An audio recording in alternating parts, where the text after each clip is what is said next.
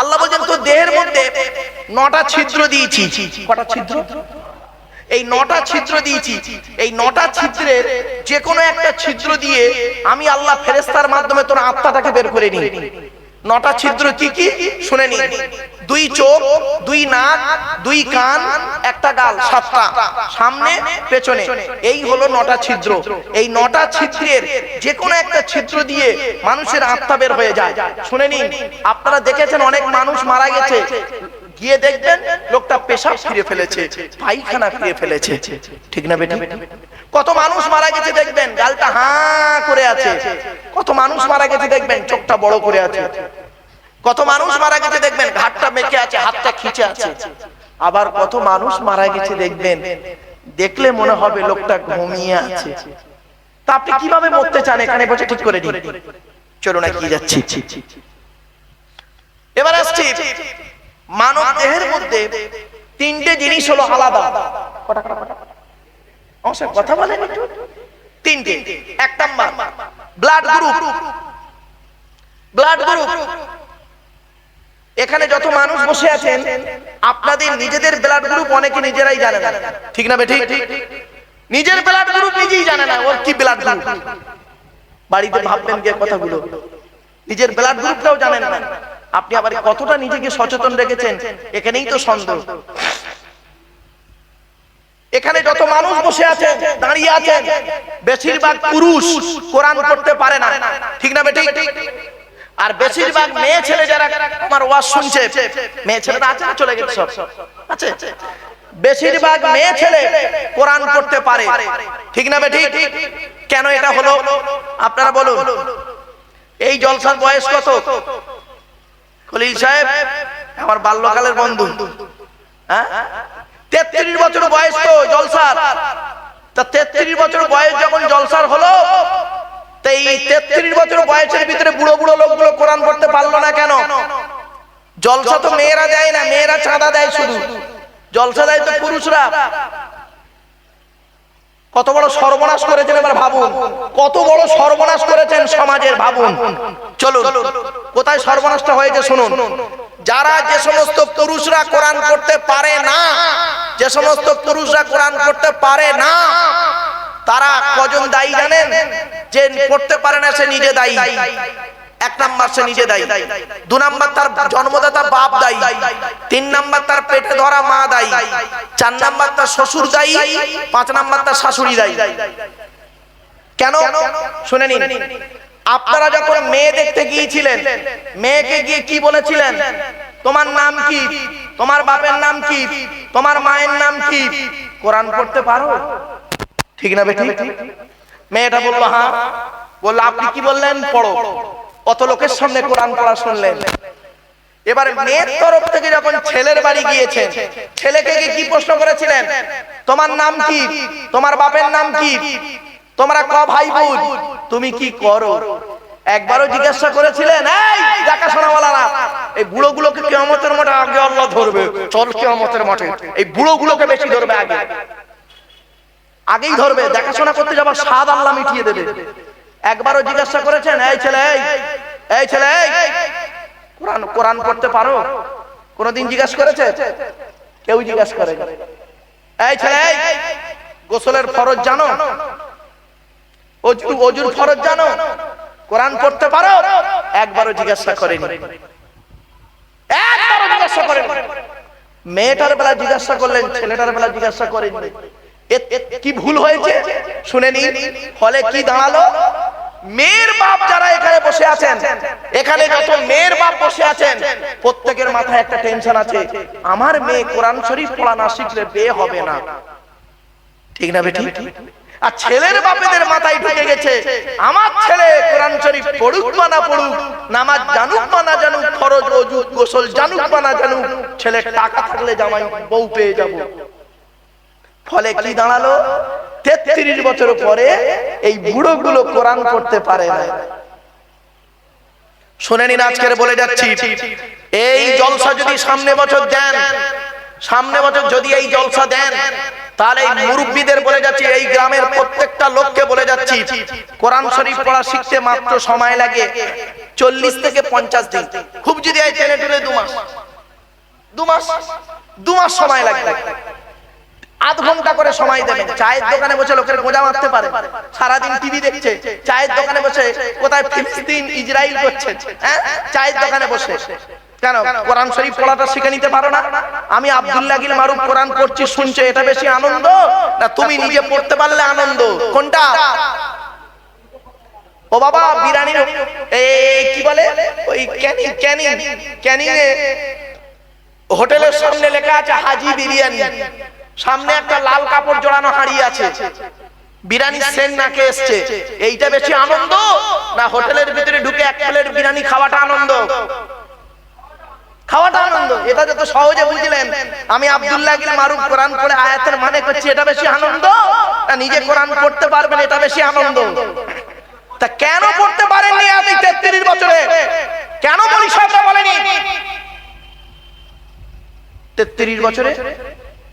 কত সময় লাগবে তোমাদের? এই দেখবেন একটা ইমানি পরীক্ষা হবে, কিছুক্ষণ পর আমি পরীক্ষাটা নেব, দেখি একবার দরুদ শরীফ আল্লাহুম্মা।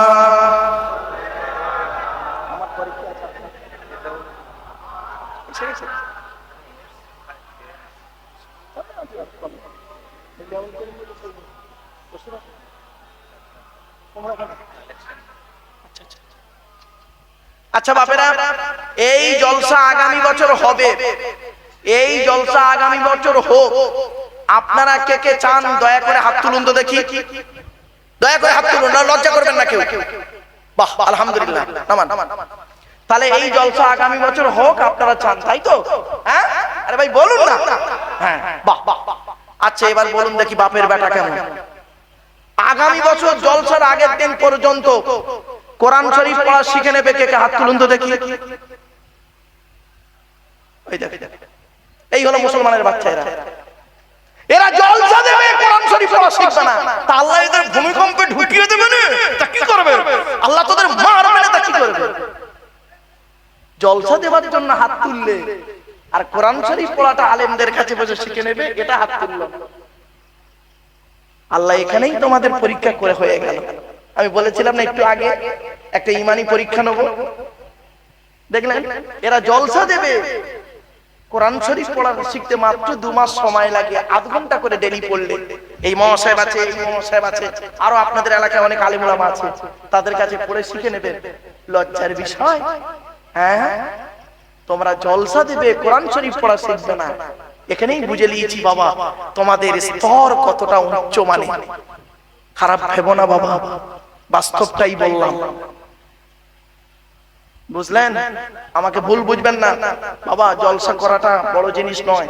এই যে এসে আল্লাহ পাক আনিয়েছেন, আমার মনিরুল ভাই ও তো মানে ফোন করে করে আমাকে পেরেশান করে মেরেছে। আপনাদের কি হয় জানি না, এই এলাকার ছেলে, আপনাদের কি হয় না? মনিরুল ভাই ওই বাসন্তীর ওপারে বাড়ি। হ্যাঁ, যাই হোক, এখানে যে ভাই ছিলেন ওর কি হয় বল, যাই হোক। তো আমার বাবা অনুরোধ করে বলে যাচ্ছি আপনাদের, আপনারা কোরআন পড়ুন। এই কোরআনের ভিতরে সব আছে। কোরআনের বাংলা অর্থ বের হয়ে গেছে, আপনি কোরআনের বাংলা মানেটা পড়ুন না, দেখবেন অনেক কিছু শিখতে পারবেন, জানতে পারবেন, বুঝতে পারবেন। আপনি হয়তো আলেমদের মতো জানতে পারবেন না, আপনি কিছু তো জানতে পারবেন। ফরজ গোসল, আচ্ছা ছোট্ট কয়েকটা উদাহরণ দিচ্ছি। গরু হলো 4 পায়ে, শুকর হলো 4 পায়ে। মুসলমান গরুর গোশত খায়, শুকরের গোশত খায় না কেন? আপনি বলবেন কোরআনে লেখা আছে হারাম। আরে হারাম কেন? কেন শুকরটা হারাম? ওই কেনর উত্তরটা খুঁজে বের করুন। মদ আর মধু কোনটার দাম বেশি? মধুর দাম বেশি। বাংলা মালের কথা বলছি আমি, ইংলিশ মালের কথা বলছি। বাংলা মালের কথা বলিনি, ইংলিশ মাল। হুইস্কি, কিংফিশার, ম্যাকডোনাল্ড, বেলাক, ওয়াইন, রিডমিল, ব্লক, প্রাইম। সে মদের নাম বললাম রে বাপ, যারা খায় তারা বুঝতে পারছে। সেদিন এরকম মদের নাম বলছে, একটা বুড়ো অপর বুড়োকে বলছে, দেখছি হুজুর কিরকম কোরআনের আয়াত বলছে, লাউটা বাপে। মদ আর মধু কোনটার দাম বেশি? মদের দাম বেশি, মধুর দাম কম। মধুটা হালাল কেন, মদটা হারাম কেন? কেন মদ হারাম কোরআনে আছে? কেন? উত্তরটা খুঁজুন। কেন উত্তরটা আপনি গালে দাঁড়িয়ে রেখেছেন? কেন কেন গালে দাঁড়িয়ে রেখেছেন? কারণটা কি? মাথায় টুপি দিয়েছেন কেন? কারণটা কি? একটু খুঁজে বের করুন। শুধু তাই নয়, আপনি পেচ্ছাপ ফেলেন এক জায়গা থেকে, পায়খানা ফেলেন আর এক জায়গা থেকে, ওই জায়গাটাই 3 বার না ধুয়ে কোরআনে কেন বলা হলো, কোরআনে কেন বলা হলো ওযু করতে গেলে মুখ ধুতে হবে, হাত ধুতে হবে, পা ধুতে হবে?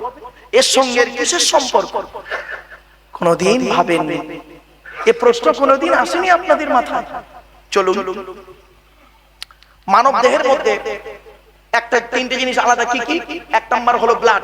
ব্লাডের কটা গ্রুপ আছে জানেন? 4টে গ্রুপ। কটা বাবা? 4টে গ্রুপ। কি কি? A B, A B I C নয়, জানেন না, খালি সি সি করতেছে। এ বি, এ বি আর ও, প্রত্যেকটার মাইনাস প্লাস। একটা হিন্দুর রক্তের ভিতরে 3টে জিনিস পাওয়া যায়, লোহিত কণিকা, শ্বেত কণিকা, অনুচক্রিকা। As a same, no difference. একটা মুসলমানের রক্তের ভিতরে 3টেই পাওয়া যায়, লোহিত কণিকা, শ্বেত কণিকা, অনুচক্রিকা। কিসের পার্থক্য করেন হিন্দু মুসলিম? খবরদার নয় বাবা, যে যার ধর্ম সে তার করুন, নিজেদের মধ্যে মারামারি ঝগড়া করবেন না, এই অনুরোধ করে যাচ্ছি। ভ্রাতৃত্ববোধ বজায় রাখুন। চলো, 1 নাম্বার হলো ব্লাড গ্রুপ আলাদা। 2 নাম্বার হলো, 2 নাম্বার কি আলাদা শুনুন। আচ্ছা, আমাদের সৃষ্টিকর্তা আমাদের সৃষ্টি করেছেন, তাই তো নাকি? আরে ভাই বলুন না। আচ্ছা, আমাদের আল্লাহ পাক সৃষ্টি করেছেন, কতটা সৃষ্টি করেছেন? গোটা দেহটা তৈরি করেছেন না অর্ধেকটা?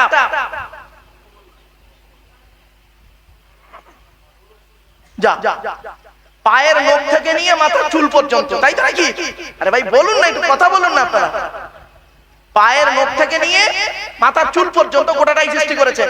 আচ্ছা, যিনি গোটা দেহটা তৈরি করলেন পায়ের নখ থেকে নিয়ে মাথা পর্যন্ত, তিনি আবার কেন আলাদা করে বললেন আমি তোদের দুটো চোখ তৈরি করিনি, আমি তোদের দুটো কান তৈরি করিনি, আমি তোদের জিভ দিইনি, আমি তোদের দুটো ঠোঁট দিইনি, আমি তোদের দুটো হাত দিইনি, তোদের দুটো পা দিইনি, তোদের বোঝার জন্য হৃদয় দিইনি? এসব আলাদা আলাদা করে নাম বললেন কেন? আলাদা আলাদা করে নাম বললেন কেন? নিশ্চয়ই কিছু কারণ আছে। আলাম নাজআল লাহু আইনাইনি ওয়া লিসানান ওয়া শাফাতাইন ওয়া হাদাইনাহুন নাজদাইন। আল্লাহ বলে আমি কি তোদের দুটো চোখ তৈরি করি নাই? আমেরিকার 10 জন বৈজ্ঞানিক তারা গবেষণা শুরু করলো, কোরআনে কেন আল্লাহ বললো গোটা দেহ যিনি তৈরি করলেন? চোখটাও তো দেহের মধ্যে, ঠিক না বেঠিক? আবার কেন আলাদা করে বলা হলো চোখ তৈরি করি নাই? চোখকে নিয়ে গবেষণা করতে করতে বের করে ফেললো কি শুনে নিন। বলছে এই পৃথিবীর জমিনে যত মানুষ এসেছে, যত মানুষ আসছে আসবে, কারো চোখের রেটিনার সঙ্গে কারো চোখের রেটিনার কোনো মিল পাওয়া যাবে না।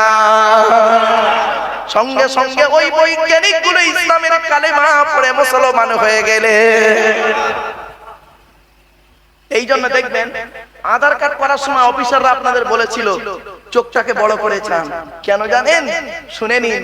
খুনিকে আইডেন্টিফাই যখন করা হয় তখন ফিঙ্গারপ্রিন্ট যখন ম্যাচ করে না, তখন ধরুন একজন, একটা উদাহরণ দিচ্ছি, আমি স্টেজে এখনই করলাম কি আপনাদের গ্রামের সন্তান মাওলানা খলিল সাহেবকে আমি ছুরি দিয়ে মেরে দিলাম।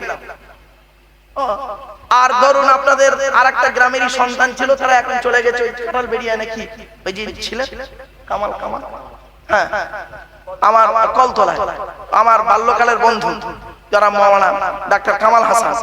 তো ধরুন আমি একে একে ছুরি দিয়ে আপনাদের সামনে মেরে দিলাম। তো এ মরে গেল, আমি এখান থেকে পালিয়ে গেলাম গাড়ি নিয়ে। শুনে নিন, ভালো করে বুঝে নিন। আপনারা করবেন কি? বাসন্তী থানায় আমার বিরুদ্ধে কেস করবেন, ঠিক না বেঠিক? বাসন্তী থানার পুলিশ আমাকে খুঁজে বেড়াচ্ছে।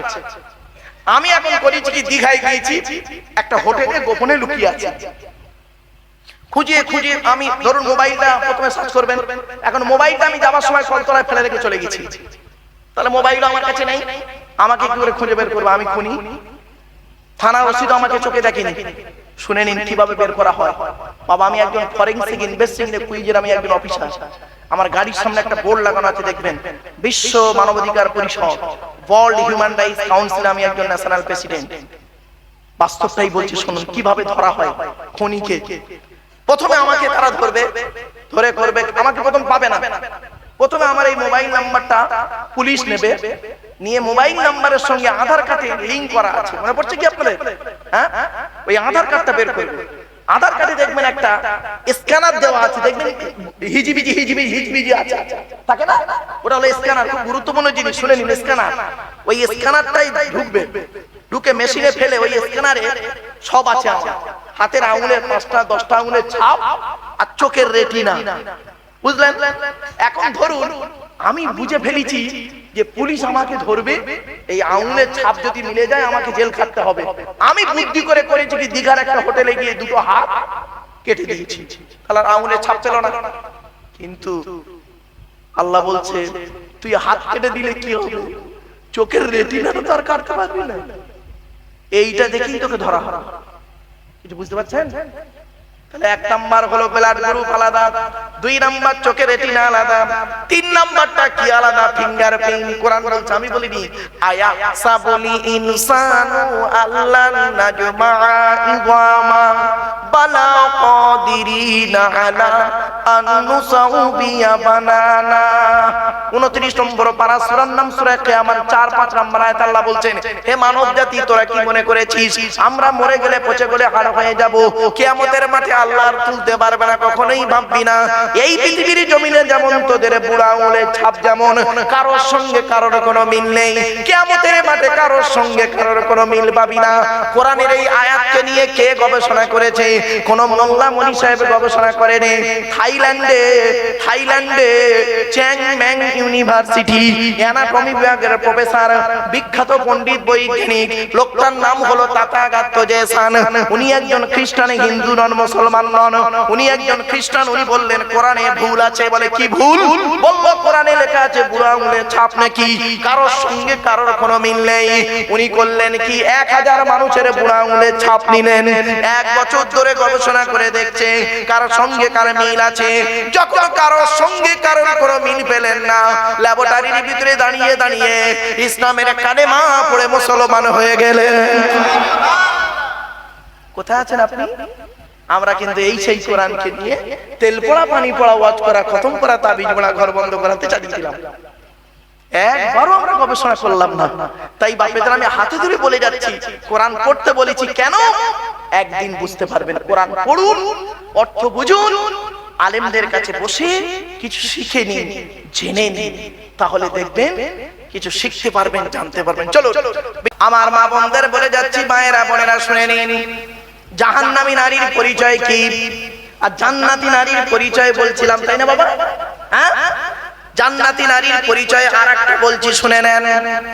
জান্নাতি নারীর পরিচয় হলো, ওই নারী হলো জান্নাতি যে নারীর স্বামী বাজার থেকে এলো, যে নারীর স্বামী বাজার থেকে এলো, আসার পরে স্ত্রী যদি তার স্বামীকে ভালোবাসা দিয়ে হাসাতে পারে, খুশি করতে পারে, ওই নারী হলো জান্নাতি।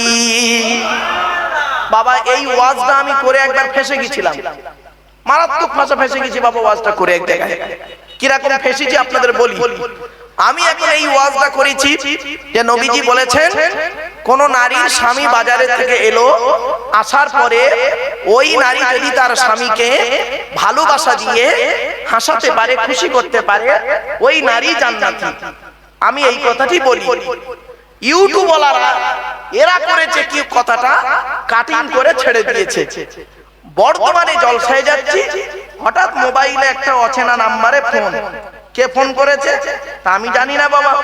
ফোনটা এখন করেছি কি, আমি এখন ফোনটা তুলেছি, তোলার পরে দেখছি ওপারে একটা মেয়ে ছেলে আমাকে বলল, আসসালামু আলাইকুম হুজুর। আমি মেয়ের গলা পেয়ে বললাম, ওয়ালাইকুম আসসালাম, কে বলছো মা? তখন মেয়েটি ওপার থেকে বলছে, হুজুর আমি বললাম আপনার একজন ভক্ত। তা আমি বললাম ভালো। তা বলছে, হুজুর আমি আপনার ওয়াজ শুনে আমল করতে গিয়ে আমার স্বামী এত মার মেরেছে 3 দিন গায়ে জ্বর। তা আমি বললাম মা কি এমন ওয়াজ আমি করেছি আর কি ওয়াজ শুনে তুমি আমল করছো আর তোমার স্বামী তোমাকে মেরেছে, আমাকে একটু বলো তো শুনি। বলছে হুজুর ইউটিউবে আপনার একটা ওয়াজ শুনলাম, আপনি বলেছেন আল্লাহর নবী বলেছেন কোন মেয়ে ছেলের স্বামী যদি বাজারে যায় আর বাজার থেকে যদি আসে আর স্ত্রী যদি ওই স্বামীকে হাসিয়ে ভালোবাসা দিয়ে খুশি করতে পারে ওই নারী হলো জান্নাতি। তো হুজুর আমি বললাম এতে প্রবলেমটা কি মা, সমস্যাটা কি? তো বলছে হুজুর এক সপ্তাহ আগে আমার স্বামী 5000 টাকা নিয়ে বাজারে গিয়েছিল, এখন বাজারে যাওয়ার সাথে সাথে ভিড়ের মাঝে ওর টাকাটা পকেট মারি হয়ে গেছে, ওর মেজাজটা গরম ছিল আমি আর জানি না, ও বাজার থেকে বাড়ি এসছে আর আমি আপনার ওয়াজ শুনে আমল করতে গিয়েছি, ওকে খালি হাসাচ্ছি খালি হাসাচ্ছি খালি হাসির কথা বলতেছি, রেগে গিয়ে এত মার মেরেছে হুজুর 3 দিন জ্বর। তখন আমি বললাম মা কথাটা নবীর কথাটাও ঠিক, আমার কথাটাও ঠিক মা, তবে তোমার আমল করাটাও ঠিক, তবে একটু ভাবনা চিন্তা করার দরকার ছিল। ওই জন্য কোরআনে আছে লিকুল্লি নাবাইন মুস্তাকার, প্রত্যেকটা খবরের নির্দিষ্ট একটা স্থান আছে। এই জন্য মাথায় রাখবেন কথাগুলো। চলুন যেহেতু নবী দিবস করছেন, নবী সম্পর্কে আরো দুই একটা কথা আপনাদের শুনিয়ে দিচ্ছি। আচ্ছা বাবা, আমাদের নবী প্রিয় খাবারগুলো কি কি সেইগুলো বলছি, আপনি বাড়িতে গিয়ে সেই খাবারগুলো যখন খাবে মনে মনে বলবে আল্লাহর নবী খেয়েছে তাই আমি খাচ্ছি, সুন্নাত আদায় হবে, ইবাদত বলে গণ্য হবে। জোরে বলে একটা একটা বলি এবার শুনুন।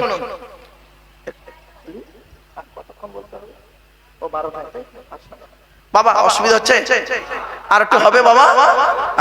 আমি জিজ্ঞাসা করছি কেন, অধৈর্য হয়ে গেলে ছেড়ে দেওয়াটাই ভালো। চলেন আর আধা ঘন্টা সময় দিন বাবা, 15টা মিনিট সময় দিন, এই কথাগুলো শুনে নিন, গুরুত্বপূর্ণ কথা। আল্লাহর নবী মুহাম্মদ মুস্তাফা সাল্লাল্লাহু আলাইহি ওয়াসাল্লামের প্রিয় খাবার কি কি? এক নাম্বার হলো নবীজির প্রিয় খাবার ছিল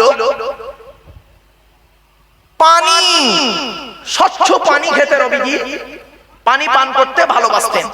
তা আপনি যত বেশি পানি পান করবেন তত আপনার কিডনিটা ঠিক থাকবে। মানব দেহের মধ্যে 4টে অঙ্গ হলো গুরুত্বপূর্ণ, শুনে নিন, 15 মিনিট সময় দিন আপনারা।